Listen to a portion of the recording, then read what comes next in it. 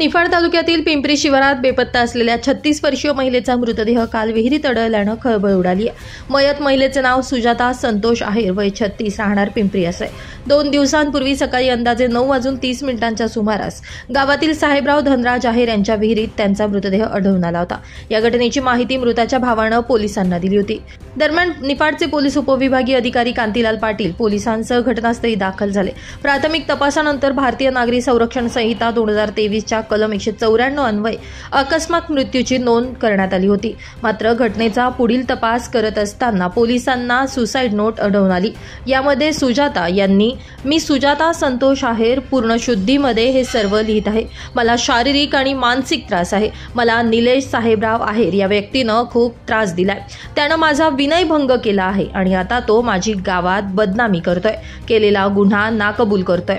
माझ्याकडे त्याच्या विरोधात कुठलाही पुरावा नसल्यानं तो गुन्हा नाकबूल केला जातोय। गेल्या 2 वर्षांपासून त्यानं माझा शारीरिक आणि मानसिक छळ केलाय। मी जर याबद्दल कुणाला काही सांगितलं तर याचे परिणाम वाईट होतील अशा धमक्या तो मला द्यायचा। मी माझ्या त्रासाबद्दल त्यामुळे कुणालाच काहीही सांगू शकले नाही। मी या त्रासाला कंटाळून हे शेवटचं पाऊल उचलत आहे।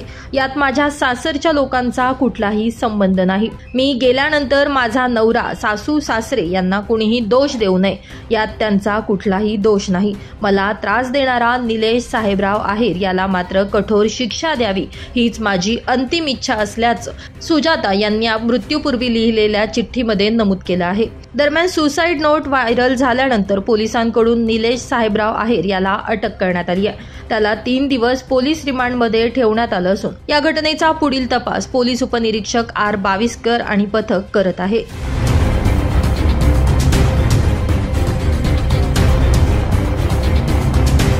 नाशिक माझा न्यूजसाठी प्रतिनिधी किरण कुमार आवारे, निफाड।